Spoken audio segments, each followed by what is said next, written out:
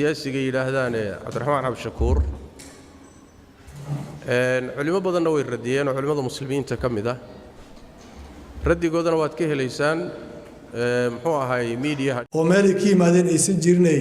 kitaabaha jawaab kala soo baxaan laakiin waa u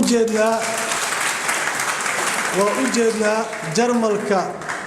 ma markii saddexaad ay xukumaysaa ama markii afraad Angela Merkel ma aha kaliya inay jarmalka xukumayso oo dawlad weyn ah waa qofka kaliya hadda free wallka u taagan la yiraahdo oo Donald Trump iyo nin wadan aan joogi jir hadda xukumo Boris Johnson la yiraahdo saas u kala haysa ee Europe badbaadinteeda u taagan ee maanta 1 milyan oo Suuriyaan ah in dalka laga aqbalo qaxooti difaacaysa wixii liberal order ka dhigi jiray adduunkii horta ahaa qofka hor taagan ee difaacaya ma aha kaliya Jarmal ma aha kaliya Europe adduunka cidda markuu Barack Obama dhahay amaanada adduunka waxaan ku ogahay Angela Merkel oo yiri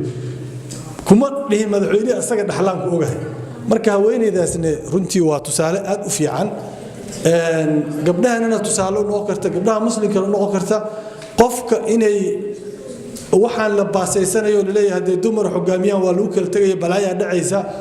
waxaas ma jiraan anaga quraanka markuu dumarka hadlayay wuxuu aad u amaanay gabar la yiraahdo Balqiis dhowr jeer aan ka sheekeeyay hadiisa laakiin si gaaban hadaan uga jawaabo xadiidka horta Bukhari iyo Muslim baa wariyay cid isaga ka horeysay oo xadiidkaasi durtay ama daciifisayna ma jirto asaguna waa siyaasiyo xadiid ma yaqaano xadiidku ma sugan yahay mise ma sugna inuu wax ka og yahay u malayn maayo qaab cilmi ah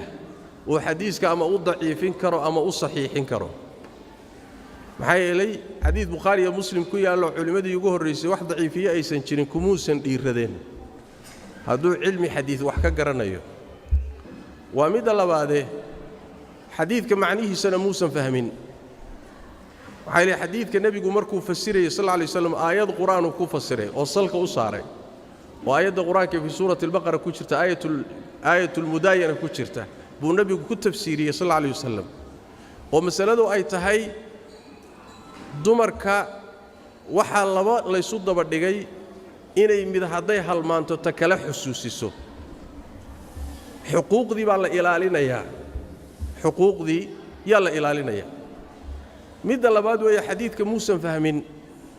oo wuxuusan u fahmin ama intuu fahmay buu kas iska yeelyeel ayuu uga tilaabsaday xadiidku wuxuu ka hadlayaa wax la yiraahdo ishhaad ee kama hadlayo shahaado kama hadlayo waxaan u jeedaa aayaddu waxay ka hadlaysaa nabigu xadiidka u celiyay ishhaad buu ka hadlaysaa shahaado kama hadlayo waxa kala duwan markhaati furka maxkamadda horteeda ah iyo xuquuq ay dadku ruuxu doonayo inuu yaani wax way tawfiiqiyo xuquuqda iyada ah inuu markhaati u sameeyo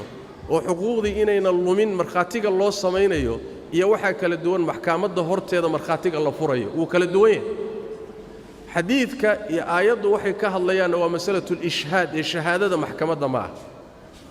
waa qodob kale isla xadiidka laftiisa nabigu sallallahu alayhi wasallam wuxuu ku cadeeyay dumarka markuu yiri naaqisaatu aqlin wa diin waxay yiraahdeen naqsiga aqliga naga ku jira muxuu yahay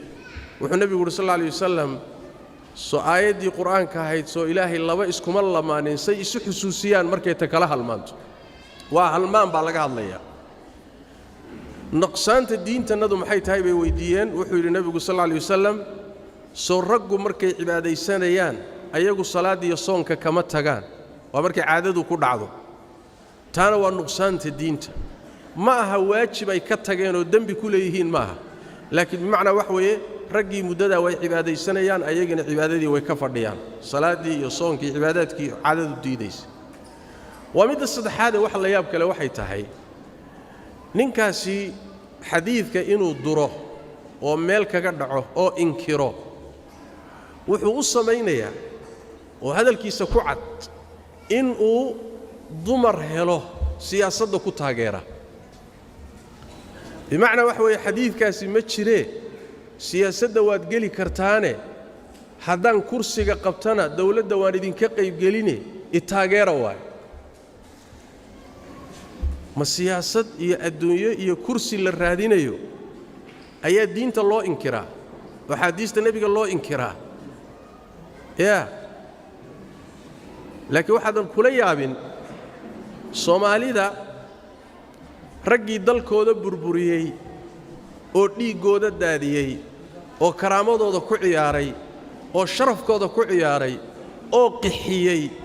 oo dhib oo dhan u geystay ayay abaalgud uga dhigeen inay kursi saaraan oo madax ka dhigtaan haddana tii intay ka soo tagtay ayaa waxaa yimid diinta duriddeeda in kuraas laynagaga raadsado shalay dal la burburiyey iyo dhiig la daadiyey iyo ummad la baabi'iyey baa kuraas lagu helo rag baa kuraas ku fuulay maantana way ka soo gudubtay oo diintii oo la caayo oo lagu xadgudbo ayaa kuraas laynagaga raadinaya caqligeennii iyo diinteennii iyo dadnimadeennii ayaa marka la tijaabinayaa oo nin walba maalin kursi ku raadinaya marka uu xadiiska nebiga duraya sal alla alayh wasallam oo uu inkirayo dhanka kale wuxuu ammaanayaa Angela Merkel buu ammaanayaa Angela Merkel habar gaalnimo ku weynaatay oo 70 jir ah oo intaa gaalnimo kula ekaatay ayuu ammaanayaa dhanka kale meeshuu xadiidka nebiga durayo sallallahu alayhi wa alihi wasallam culimadii muslimiinta ayuu ku been abuuranayaa oo uu leeyahay axaadiisay meelahan ka soo ururay wadaadadu sheegaan oo jeebkooda ka keeneen culimadiina waa ku been abuuranayaa gaal 70 jirana waa ammaanaya waxaan leeyahay gabdhaha muslimaadka ah qaabka in la idinla hadlo oo ninka iyo wax la mid ay qaabka idinla hadlaan caqligiinna iyo garaadkiinay fududaysi ku tahay asagu wuxuu isleeyahay dumarka wax kaga raadi laakiin caqligiinna iyo maskaxdiinna iyo dadnimadiinnu ku ciyaaraya asagiyo wax la mid ah markuu ku og yahay ruuxa inaad fahmi karto waxyaalaha qaarkood kugula soo degdegi maayo laakiin dumarkiiba wuxuu geeyey heer lagu ciyaari karo maskaxdooda lagu ciyaari karo been loo sheegi karo diintooda lagu falaadi karo kadibna la dhihi karo idoorta kuraas baan idinka dharjinayaa war waxba kuraas naga dharjinay diinta nabadgeli sooma baan in la yiraahdo war kuraastaada ma rabna iyo adduunyadaada toone adaro diinta noo nabadgeli in la yiraahdo u baahan yahay laakiin waxaan rajaynayaa gabdhaha muslimaadka ee Soomaaliyeed ee maanta jooga inta way ka wacyi roon yihiin way ka caqli roon yihiin way ka diin roon yihiin in diintooda la duro oo xadiiska nabigooda la inkiro oo culimadooda wax laga sheego oo la yiraahdo itaageera kursi baan ku helayaa ma sidaasaan doqomo u nahay ma ilaahay heerkaasaan doqomo nahay maya abadan sidaas daraaddeed isagiyo inta la midkaba abaalkoodu waxa weeyaan waxa ay axaadiista u ingireen oo gaalada u ammaananayaan oo kuraasta ay ku raadinayaan kow horta kuraasta inay waayaan oo ummadda Soomaaliyeed ay ku baraarugto kaasoo kale wax loo dhiibtana ma aha wax kursi la siiyana ma aha wax ummad muslima hogaamin karana ma aha wax mas'uulana ma aha ummadaha uu ka hadlayay gaalada dhaqamadooda ilaaliyaan culture-kooda ilaaliyaan kaniisadooda ilaaliyaan baybalkooda ilaaliyaan waa ummadan uu ammaanayo laakiin wax weeyaan adigu culture-na ma lihid diinna ma lihid dhaqan ma lihid ummad baa doonaysaa marka inaad qaabkaasi wax kaga hesho sidaas daraaddeed waxa noocaas oo kaleeta ah quraanka kariimka baan la yaabay sida uga warramay ninkaas waxa la yiri wadaad buu ahaan jiray dadkii wax akhristay buu kamid ahaa waxaan la yaabay quraanka kariimka markuu ka warramayo ruuxa diinta wax ka fahmay ee haddana insilaakhay isagoo diinta garanaya ka dhaxbaxay wuu ka daran yahay ruuxa jaahilkeen diinta garanaya Allah wuxuu ku tilmaamay famathaluhu kamathali alkalb watlu alayhim naba alladhi aataynahu ayatina fansalakha minha فأتبعه الشيطان فكان من الغاوين ولو شئنا لرفعناه بها ولكنه أخلد إلى الأرض واتبع هواه فمثله كمثل الكلب أي أوكلوا إلهي تصالة وقدقه روح انتو الدين تبري أو قرانيا haddana diintii ka dhex siibtay oo adduunyo ka doortay oo kursi uga xishay sidaa uga dhex baxay diintii ilaahay wuxuu ku tilmaamay inuu ey oo kale yahay eyga tilmaantiisu maxay tahay haddaad eridana wuu hiraanhiraya carabku laalaadinaya haddaad iska dayso uu nasan yahayna carabku laalaadinaya waa hiraanhiraya laba gooraba waa hiraanhiraya carabku cariyadu daadinaya ilaahay miisaal xun buu ka bixiyey sidaas daraaddeed waxa noocaas oo kale ah wacyiga ummadda muslimka ah gaar ahaan gabdhaha Soomaaliyeed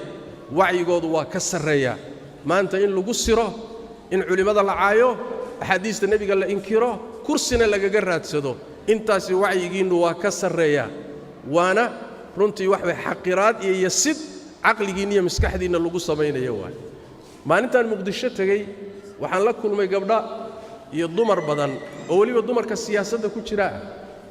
ama siyaasadda u ololeeya inay galaan oo Soomaali ah oo hooyooyin maamooyin u badan ayaan la kulanay aniga culimo kale waxaan la yaabay wuxuu ahaa gabdhahaasi waxay raadinayaan waxay leeyihiin xuquuqdii dumarka ee siyaasadda Soomaaliya aan rabnaa in la siiyo kootadanadii ama qoondadanadii siyaasadda hana la siiyo culimaday la fadhiisteen waxyaalaha ay isku raaceen waxa ka mid oo ay leeyihiin annaga wax shariicada iyo diinta ka hor imaanayo marna ma rabno waxay diintu noo okoshahay baan rabnaa waaba gabdhihii siyaasadda ku jiray kuwii kale iska badaa diintooda iyo dhaqankooda iyo culture-kooda iyo inay ilaashadaan yaa asal ah laakiin waxa weeye in diin xoor iyo diin tuur iyo xadiis inkir iyo diinto lagu tunto kuraas lagaga raadsado gabdhaha muslimaadka aqligaasi waa horu ahaa waxaan dhihi lahaa Cabdiraxmaan Cabdishakuur waxaan dhihi lahaa tawbad baa ku furan tawbadkeen ilaahay u soo noqo tawbadaadana iclaami kana noqo khaladkaad gashay ilaahayna uga tawbadkeen tawbadu waa furan tahay inta aad nooshahay laakiin sidaas ummadna ku hogaamin maysid kursina ku heli maysid madaxweynena laga dhigan maayo ummadana diinteeda hadaad ku ciyaarto aakhira la'aan iyo adduun la'aan baa kugu dhici ilaahay u soo noqo wallahu a'lam